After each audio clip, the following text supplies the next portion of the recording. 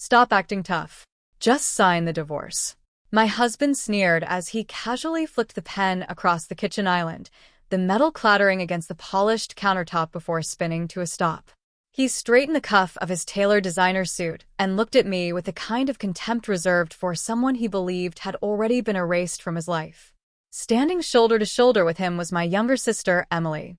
She gently bounced the two newborn babies resting in her arms, wearing a smile so smug it made my stomach tighten. There wasn't a trace of guilt on her face. Only victory.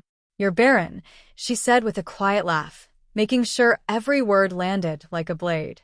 "I'm the one who gave him a family. I'm the mother now. Stop dragging this out and let him go."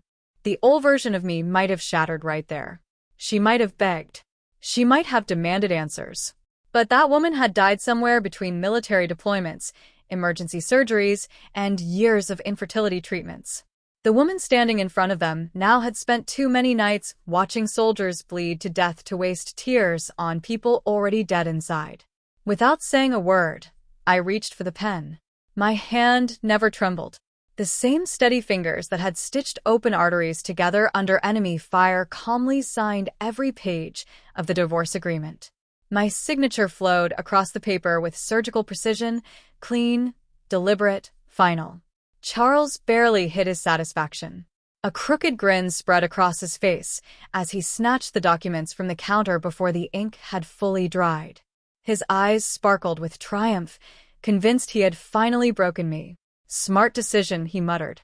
Emily shifted one of the babies higher against her shoulder and deliberately brushed past me on her way toward the front door, letting the soft baby blanket graze my arm as if she wanted me to feel everything she believed I'd never have. Then they walked out together. Their laughter echoed down the driveway while the front door slowly clicked shut behind them. They were heading straight to his mother's house. Tonight was supposed to be their celebration. Charles couldn't wait to introduce his perfect family. Emily couldn't wait to be welcomed as the woman who had supposedly succeeded where I had failed. His mother had prepared dinner. His relatives were gathering. Champagne was already chilling in the refrigerator. They thought tonight would be the official funeral of my marriage. They had no idea they were driving directly into the collapse of their entire world. The silence inside my kitchen settled around me. I didn't chase after them. I didn't collapse into tears. I simply leaned against the counter, folded my arms, and waited. Exactly 45 minutes later, my phone vibrated. The screen illuminated the dark kitchen. "Charles." I watched his name flash across the display until the ringing stopped. A few seconds later, it rang again. I still didn't answer, because I already knew what had happened. I could picture every second unfolding inside his mother's dining room, without being there. I imagined Charles proudly carrying those newborn twins through the front door, expecting applause. I imagined Emily standing beside him, soaking up every compliment. Then I pictured his mother's expression changing. Not happiness, not excitement. Pure horror. Her smile disappeared. The color drained from her face so quickly it must have frightened everyone in the room. Without saying a word, she turned around, walked directly toward the antique safe hidden behind the painting in her office, unlocked it with trembling hands, and pulled out an old manila envelope that had remained untouched for years. She returned to the dining room, dropped the envelope onto the table, removed a single laboratory report, then looked directly into her son's eyes. "Charles," her voice barely rose above a whisper, "you're 100% sterile." Silence. The kind of silence that suffocates an entire room. The twins started crying. Someone accidentally knocked over a wine glass. Emily stopped breathing for a moment. Charles reached for the report with shaking hands, reading the same sentence over and over as if the words might somehow change. They didn't. Then the call started. 1, 5, 12, 23, 41, 68, 99. My phone refused to stop vibrating. Before we get into what really happened, take a second to hit the like button. Then tell me in the comments where you're watching from and what time it is there. Now let's get back to the story, because what happened next changed everything. For the 99th time, my phone lit up. Charles. His name glowed across the screen like a distress signal. I stared at it. My thumb never moved. I let it ring until the vibration faded into silence once again. The constant buzzing against the marble countertop sounded painfully familiar. It reminded me of the fertility clinic, the endless rhythm of cardiac monitors, the humming machines, the cold examination rooms. That mechanical sound had haunted nearly every chapter of my life for 8 unforgiving years. 8 years filled with sterile hallways, failed procedures, devastating phone calls, hope followed by heartbreak, again and again and again. If you want to understand why my husband was desperately trying to reach me tonight, you first have to understand the 8 years that led us here. Slowly, I rested my hand across my stomach. My fingertips drifted over the tiny raised marks scattered beneath my skin. Most people couldn't even see them anymore. I could. Every single one marked another hormone injection, another failed attempt, another promise that never became reality. Hundreds of needle punctures had quietly mapped themselves across my abdomen until my own body looked like a battlefield. Some nights I'd wake around 3 in the morning, unable to sleep, tracing each invisible scar beneath the blankets while wondering how much more pain a person could survive. I blamed everything. I blamed the 50-pound medic rucksack that had lived on my shoulders during deployments across Afghanistan.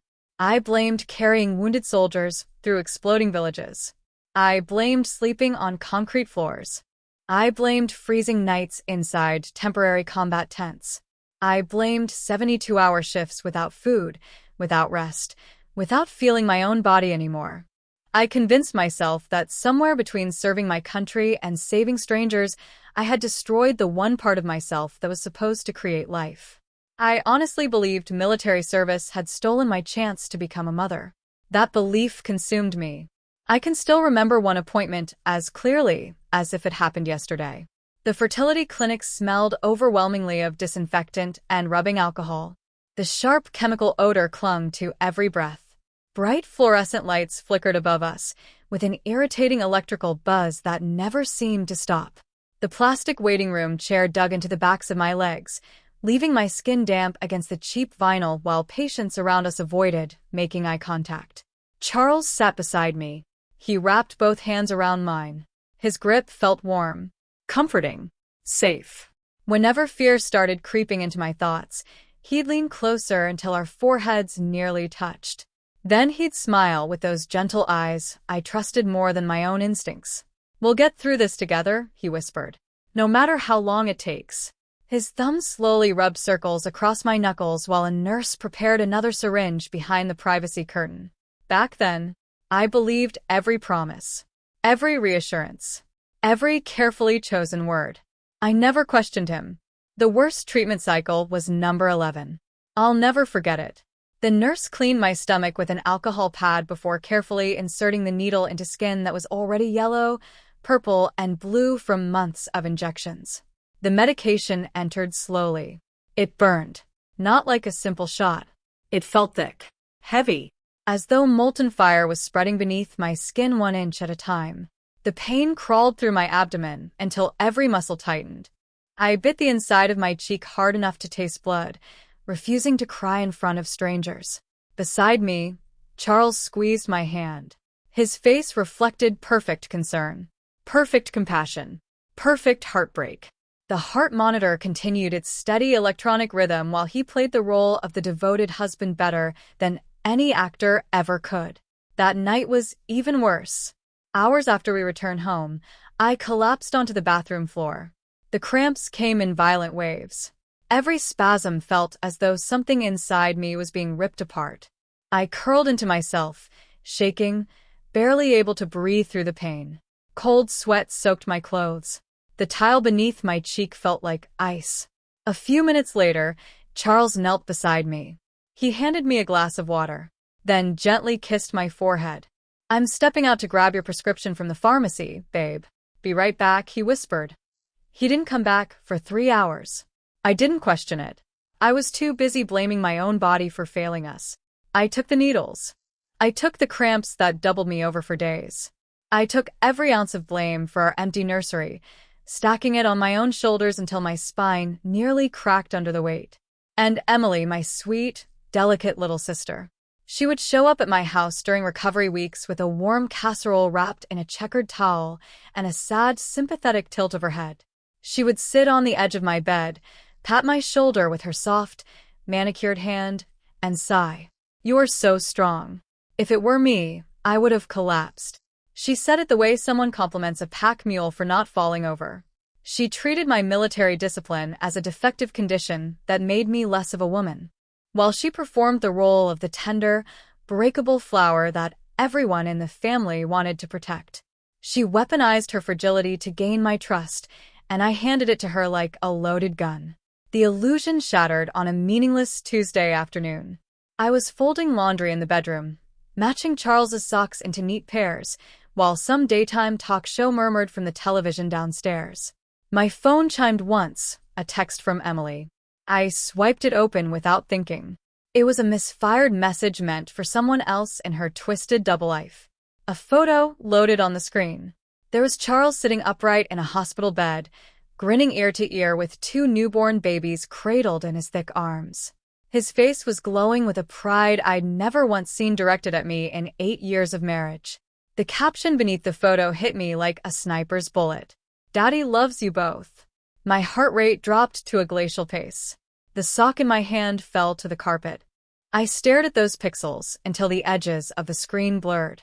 8 years of needles, 8 years of failed cycles, 8 years of blaming my own body, and here was my husband holding someone else's babies in a hospital bed while my sister sent love notes from the delivery room. The combat medic inside me woke up with a cold, clinical snap. Emotion off. Assessment on. When you find an enemy inside the wire, you don't fire warning shots.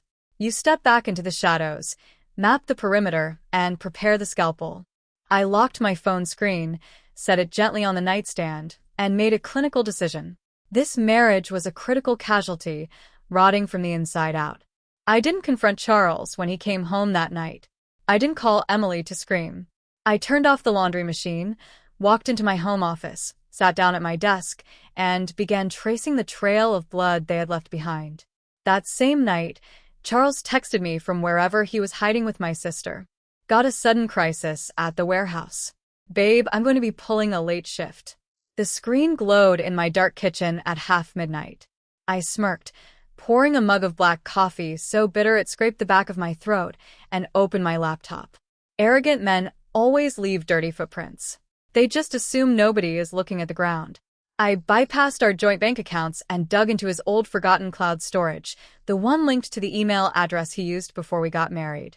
I cross-referenced his credit card statements with the automatic location history on his phone plan. Every purchase, every cell tower ping, every tagged GPS coordinate. I worked in absolute silence. The only sounds the sharp click of the laptop mouse and the low hum of the refrigerator behind me. I treated the data like a live minefield. One wrong step, one premature confrontation, and the entire operation would collapse before I could secure the kill zone. At 1:45 in the morning, headlights swept across the kitchen window. My stomach dropped. The garage door groaned open. Charles was home early. I slammed the laptop shut, slid it under a stack of recipe magazines on the counter, and grabbed the half-empty coffee mug. By the time his key turned in the lock, I was standing at the sink, rinsing the mug, looking like a woman who couldn't sleep. He shuffled past me without a word, reeking of cheap motel soap and my sister's floral perfume. He collapsed onto the living room couch and passed out within minutes. I stood in the kitchen doorway, watching his chest rise and fall, counting his breaths the way I used to count a wounded soldier's pulse in the field. When I was sure he was out, I pulled the laptop back out and resumed my work. The truth assembled itself like a perfectly aligned, disgusting puzzle. 4 separate charges for a secluded motel on the outskirts of town, a place called the Pine View Lodge. I pulled up my own medical calendar on my phone and laid it beside his credit card timeline on the laptop screen. Every single motel charge fell on the exact same weeks I was bedridden, doubled over with cramps from egg retrieval procedures and failed IVF cycles. The dates matched with sickening surgical precision. During those worst weeks, Emily had stood right beside my bed. She adjusted my blanket, handed me a glass of water, rubbed my shoulder with that soft, pitying hand. I just want to help out, she cooed in her breathy little voice. I'll take Charles to his checkup for you. You just rest. She didn't take him to any clinic. She drove him to that motel room while I bled alone in our bedroom, curled around a heating pad, cursing my combat boots for destroying my chances of becoming a mother. I tightened my jaw until my back teeth ached, and I printed every receipt, every GPS timestamp, every lie. I organized them by date, cross-referenced with my IVF calendar, and slid each page into a clear plastic sleeve. 2 days later, I sat in the high-end office of Daniel Brooks, the most ruthless divorce attorney in the city. 30 years of family law had carved permanent lines into his forehead and stripped any trace of sentimentality from his eyes. His office smelled of expensive leather and stale espresso. Diplomas and bar association certificates lined the wall behind him in polished black frames. I sat across from him, placed a perfectly organized color-coded binder of evidence on his mahogany desk, and slid it forward without a word. Daniel opened the binder. He flipped through the first few pages with the bored efficiency of a man who had seen every flavor of marital destruction. But halfway through, his professional mask cracked. His eyebrows rose slowly, his jaw tightened. He looked up from the pages and scanned my face, searching for tears. Hysteria, a trembling lip, any crack in my composure. He found nothing. I gave him the same flat clinical stare I used when reporting casualty counts in the field hospital. This is incredibly detailed and trial-ready, Daniel muttered, closing the binder with a soft thud. I didn't blink.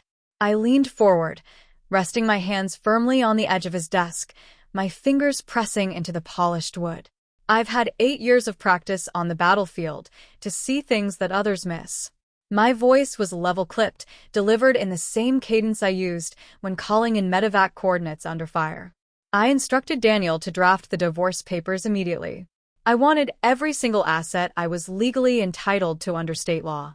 Full equity in the house. My share of his logistics company profits accumulated during the marriage. My retirement accounts untouched. 0 room for negotiation. 0 courtesy discount for years of shared history.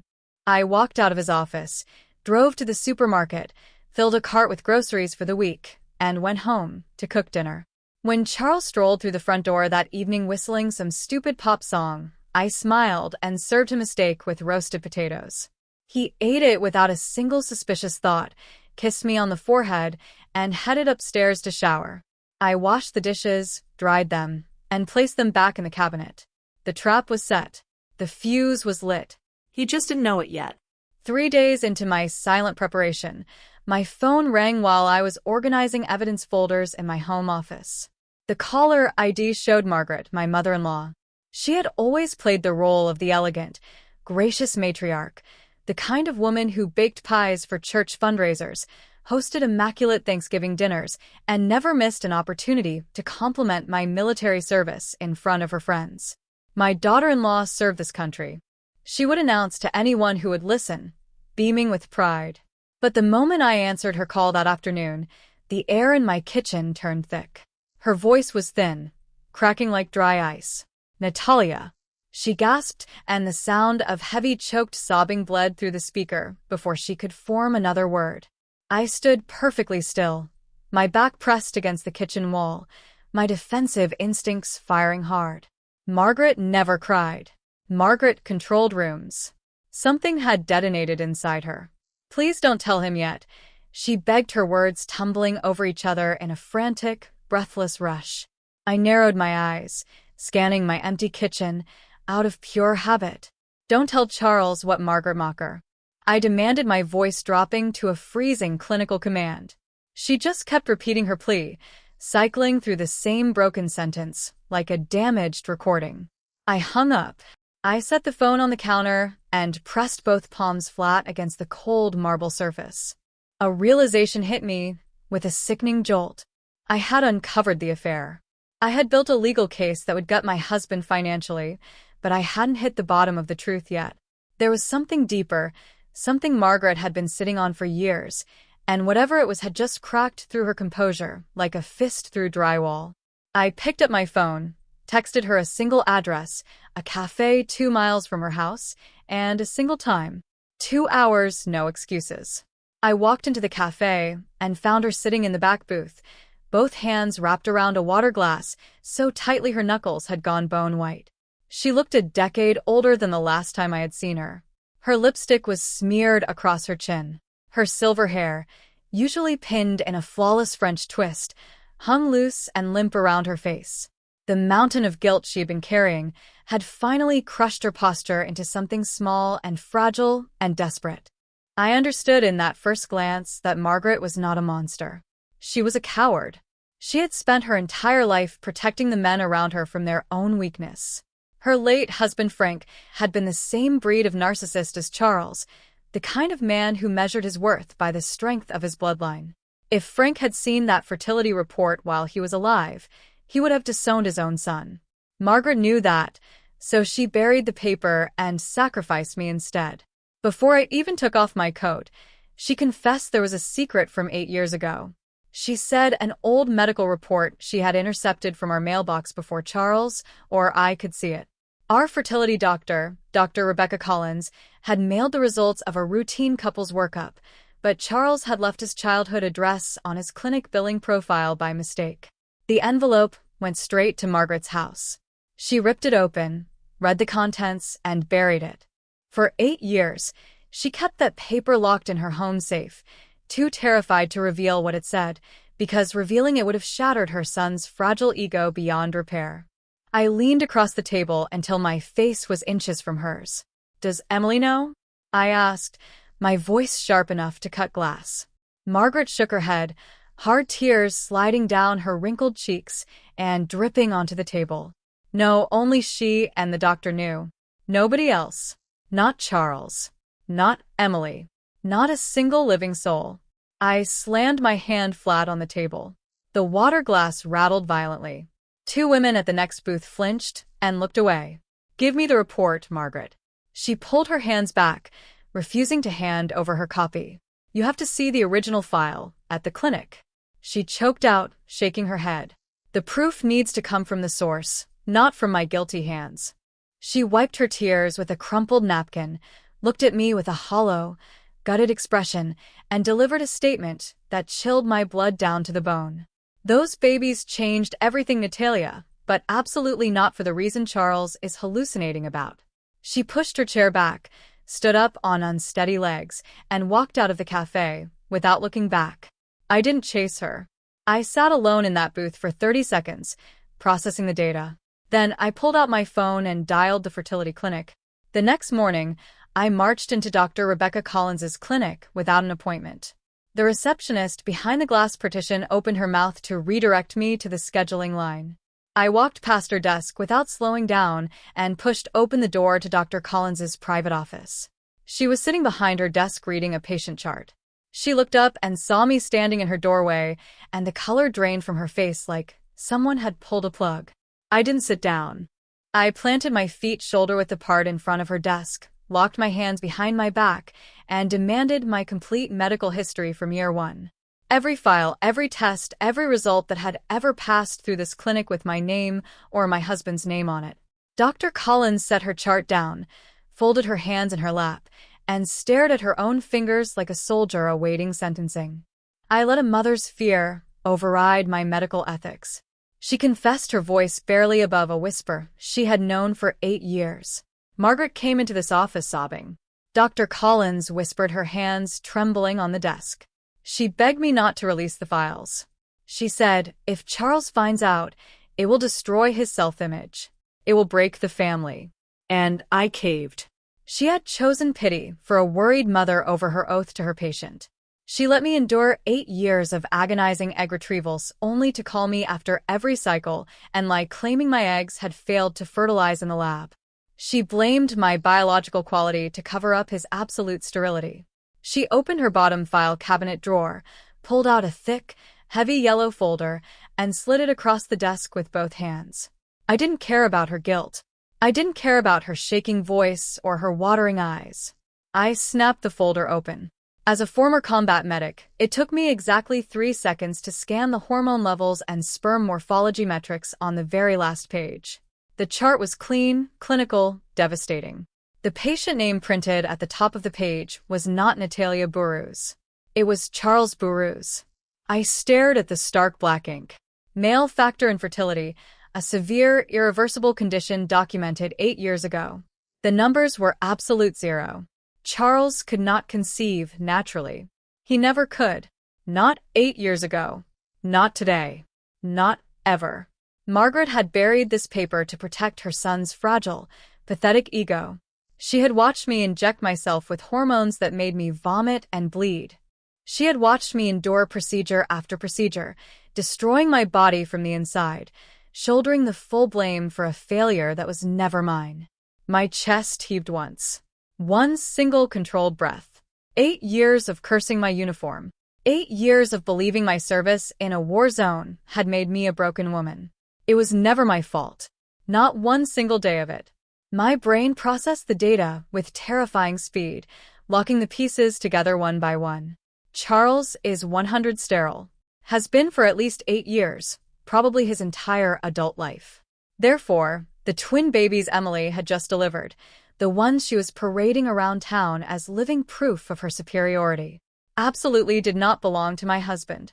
Charles cheated on me to prove his manhood, crawled into bed with my own sister to feel like a real man. And the entire time he was firing blanks. Emily's grand scheme, her baby trap designed to replace me permanently, was a spectacular biological joke. She got pregnant by some other man from her chaotic, reckless life and pinned the babies on my sterile husband.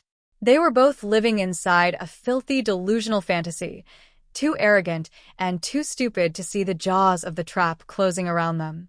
I gathered the copies, stood up, and walked out of the clinic without another word to the doctor. I crossed the parking lot, unlocked my car, and sat down in the driver's seat.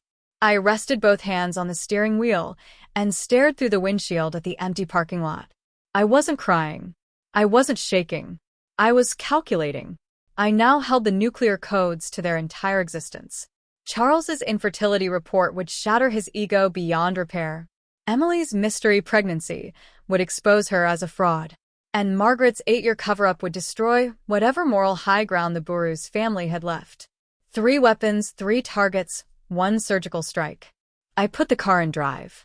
It was time to head back to the house, lay out the divorce papers Daniel Brooks had prepared, and wait for my arrogant husband and my backstabbing sister to walk through the front door. If you've ever had to smile through the pain while secretly holding the exact evidence needed to destroy the people lying to your face, hit the like button. Tell me in the comments the exact moment you realized you held all the power. I pulled into my driveway, the manila folder from the clinic, sitting heavy on the passenger seat beside Daniel's legal binder. I carried both inside, walked straight to my home office, and locked the medical report in my desk drawer. Then, I placed the divorce papers Daniel had prepared on the kitchen island, fanned out neatly beside a ballpoint pen. I brewed a cup of chamomile tea, moving with deliberate, unhurried motions. Filled the kettle, set it on the stove, pulled a clean mug from the cabinet. Every action precise, every step mapped. In the military, we call this the tactical pause. The dead silence right before the artillery shells hit the enemy grid. The target doesn't know the coordinates are locked. They're still laughing, still drinking, still celebrating their imaginary victory. By the time they hear the whistle, the round has already left the tube. An hour later, headlights swept across my living room wall. 2 car doors slammed in the driveway. Voices, Charles's deep, self-satisfied baritone. Emily's high-pitched, giddy giggle. The front door swung open, and they walked into my kitchen like they owned every square inch of the floor beneath their feet.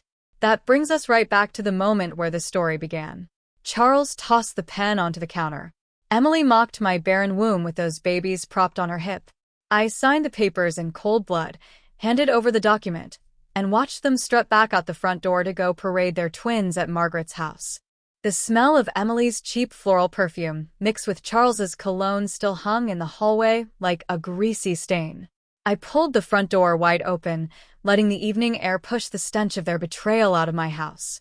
Then I closed it, locked the deadbolt, and walked back to the kitchen island. I sat down. 8:15 p.m. My phone vibrated once on the counter. Margaret? I answered immediately. Her voice came through the speaker, low and trembling, barely controlled. They just pulled into the driveway, she whispered. I can hear the car seats clicking. Natalia, I can't do this. I gripped the phone, my voice dropping to a tone I hadn't used since issuing field commands in a combat zone.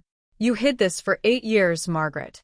You let me destroy my body for your son's ego. You owe me this execution.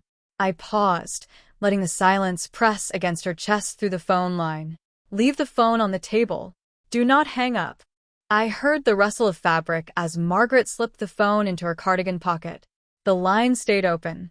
I set my phone on the counter, tapped the speaker icon, and leaned back in my kitchen chair. The connection crackled faintly, picking up the ambient sounds of Margaret's living room.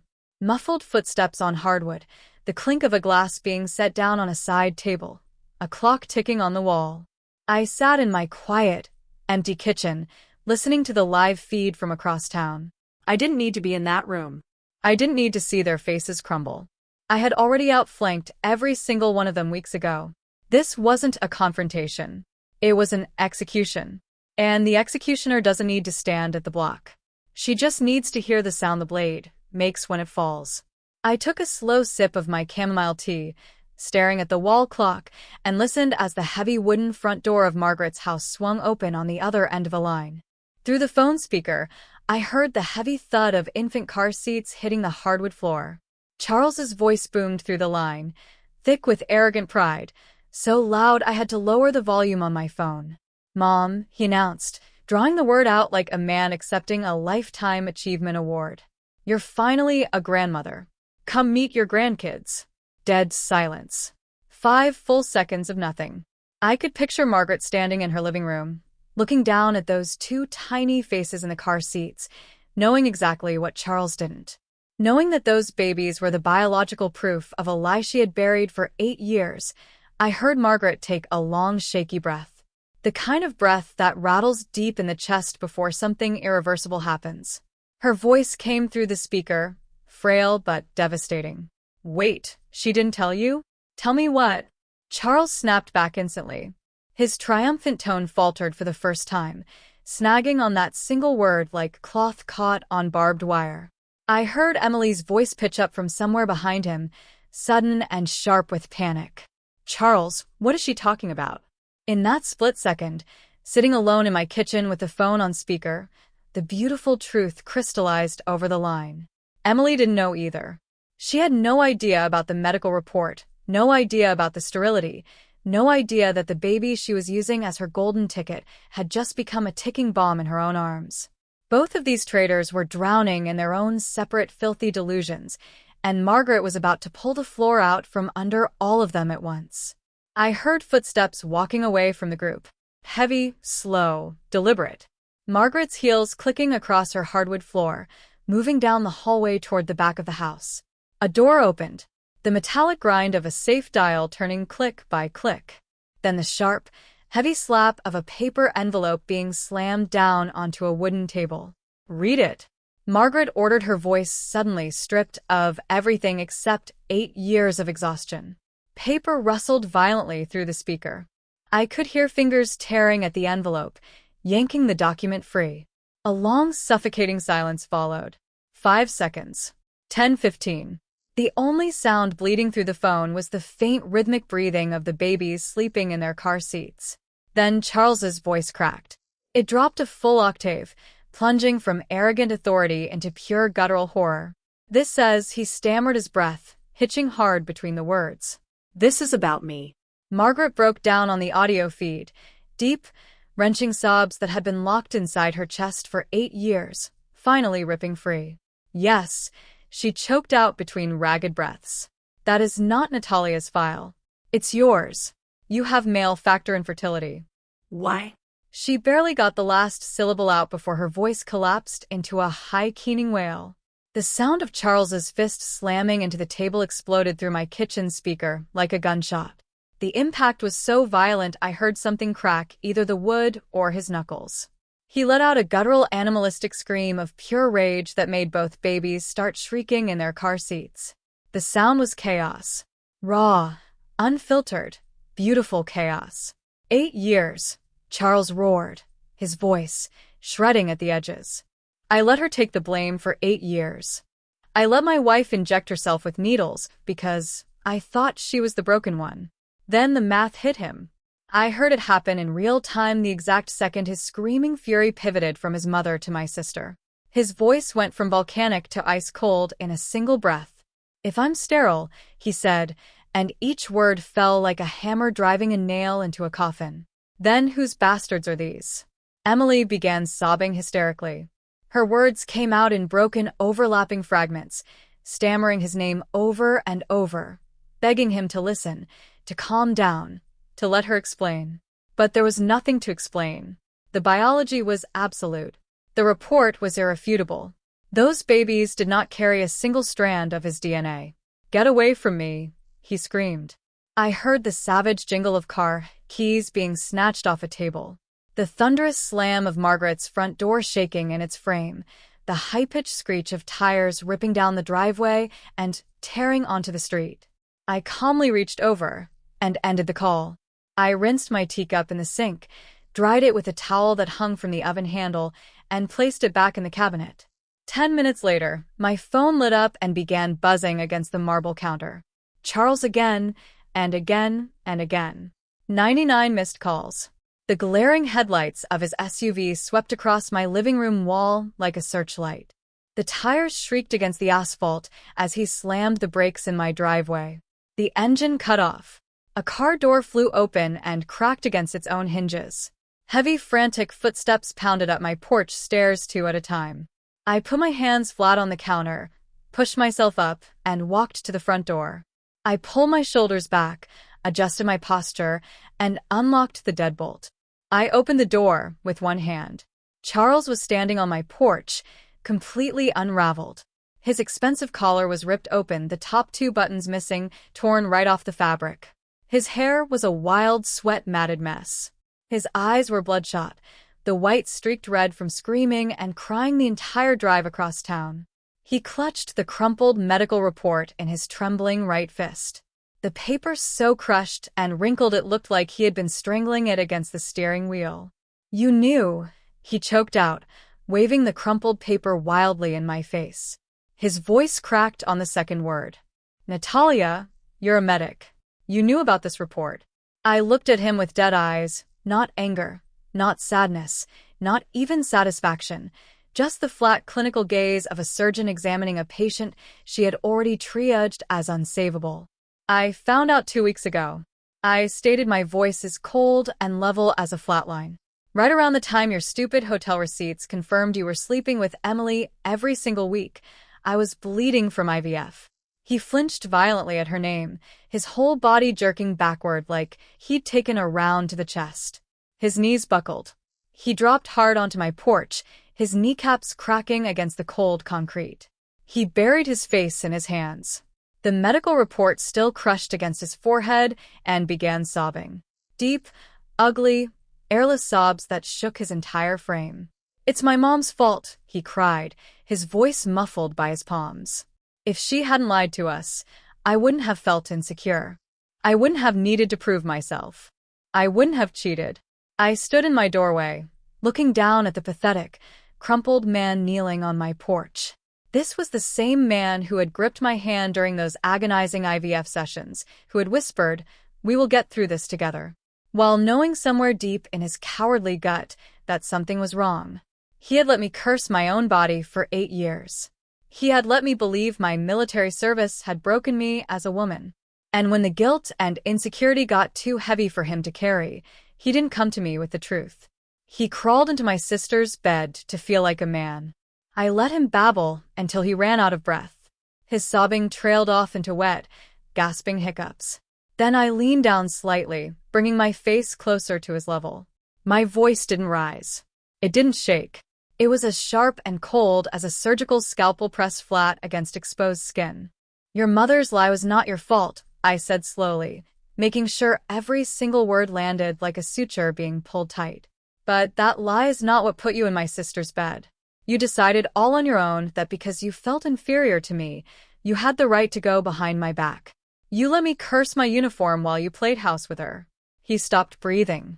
He stared up at me from the concrete with the wide, terrified eyes of a man who had just realized that the woman he threw away was the only structure holding his entire life together. His mouth opened. Nothing came out. I straightened my spine. I locked my eyes directly onto his. "The medical report explains your infertility, but it doesn't whitewash the rot in your character." The words hit him like a defibrillator shock.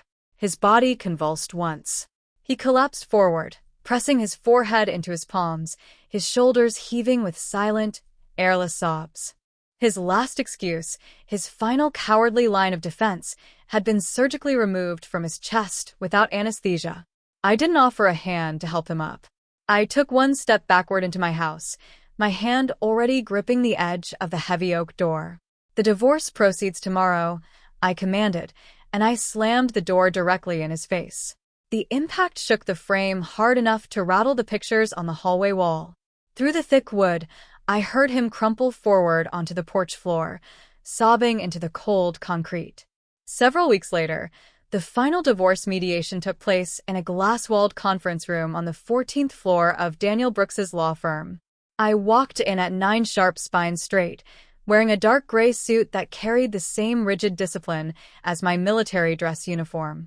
Daniel sat beside me, his legal briefs organized in a polished black leather portfolio. He was calm, prepared, lethal in his own quiet, lawyerly way. Charles sat across the mahogany table with his own attorney, a balding man who kept checking his phone. My husband had lost at least 20 pounds since the night on my porch. His suit jacket hung loose around his shoulders like a flag on a dead calm day. His shirt collar was wrinkled, slightly yellowed at the edge, as if he had pulled it from a laundry pile without ironing it. His fingernails were bitten down to raw, angry pink, some of them torn so low that dried blood crusted at the edges. A visible tremor ran through his right hand every time he reached for his water glass, and he knocked it once, spilling water across the polished table before his lawyer quietly mopped it up with a napkin. His eyes, once arrogant and commanding, and full of that smug, benevolent superiority, were sunken into dark, hollowed-out sockets. He looked like a man who had been slowly consumed from the inside out by his own lies. A man who had finally been forced to sit inside the wreckage he built and breathe in the dust. Daniel slid the financial settlement document across the table with surgical precision. I took exactly what the law entitled me to the house. My share of his logistics company profits accumulated during the 8 years of marriage. My full retirement accounts untouched. I didn't pad the numbers. I didn't make emotional demands. I didn't need to punish Charles with money. The truth had already bankrupted everything he valued about himself. His manhood, his pride, his fantasy of superiority over the woman who went to war while he sat behind a desk. Daniel adjusted his glasses and glanced at a note in his portfolio. "We received word this morning that Emily vacated her apartment," he stated in a flat, clinical tone.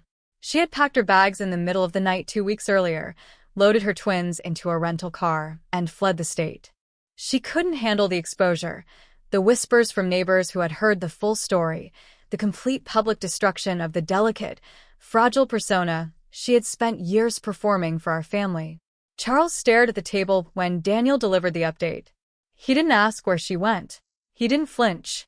A house built on a rotting foundation collapses the moment the first real wind blows. Before signing the final decree, Charles looked up at me with those red sunken eyes. His pen hovered above the signature line, trembling. "Natalia," he whispered, his voice buckling under the weight of everything he had destroyed. "I know I don't deserve it, but is there any version of this where we start over?" I stared at him across the table for a long time. The conference room was silent except for the faint hum of the air conditioning vent above us. There was no anger left in me, no bitterness, no satisfaction, just a chilling, absolute indifference. He was a patient I had already pronounced dead on the operating table. There was nothing left to save, and I was done pretending there might be. I leaned back in my leather chair. "No, Charles," I said smoothly, making sure every syllable carried the full weight of my 8 years of suffering. "Maybe one day I'll forgive you. But forgiveness doesn't mean keeping a rotting limb attached to your body. I let the silence hold for 3 full seconds before I nodded toward the document in front of him. He dropped his head in total defeat. His pen touched the paper. The scratch of ink on parchment was the last sound our marriage ever made. Daniel collected the signed documents, slid them into his briefcase, and shook my hand firmly. I stood up, buttoned my jacket, and walked out of the conference room without looking back. I pushed through the glass doors of the law firm and stepped out into the bright morning sun. I took one deep, slow breath, filling my lungs completely for what felt like the first time in 8 years. I had just taken back total command of my life. Charles couldn't handle the whispers.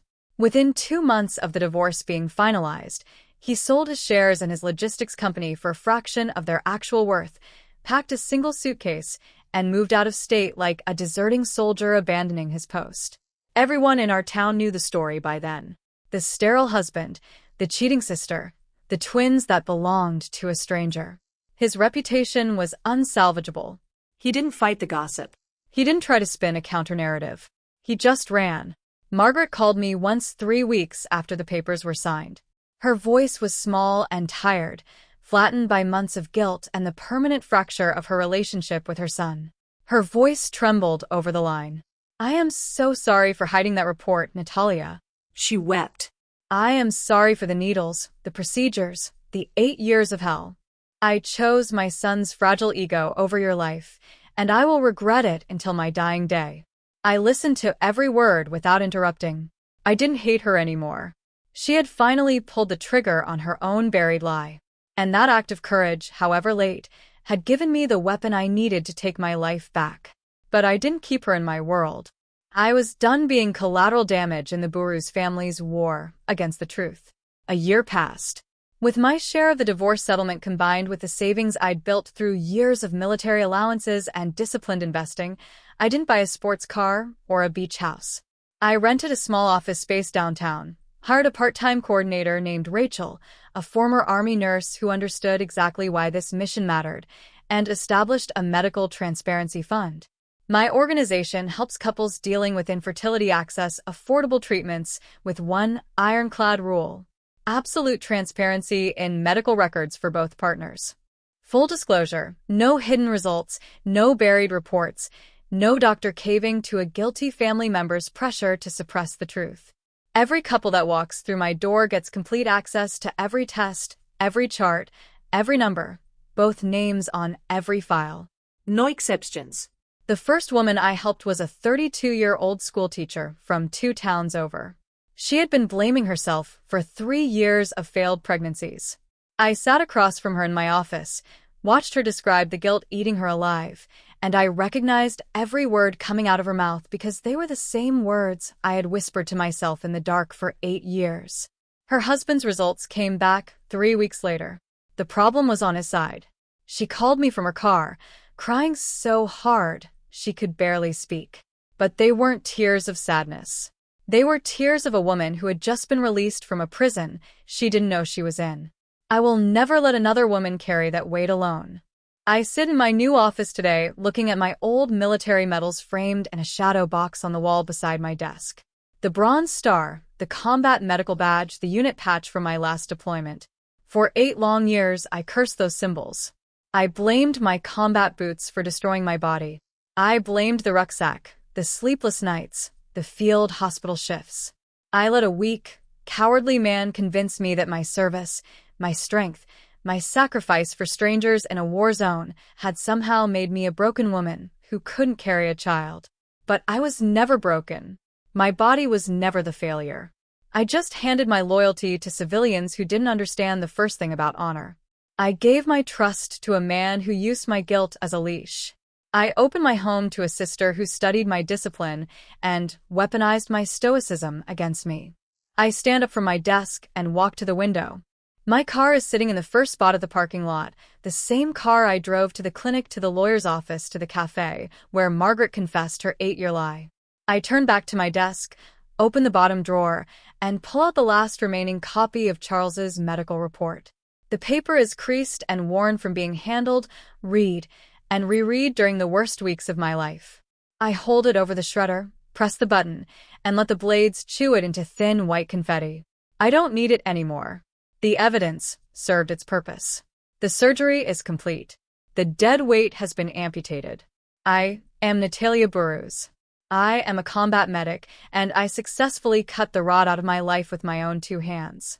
If Natalia's discipline inspired you to cut the toxic, lying people out of your own life, drop a like and subscribe to our channel right now. Share your own story of surviving betrayal in the comments below, because your survival might just be the blueprint someone else needs today.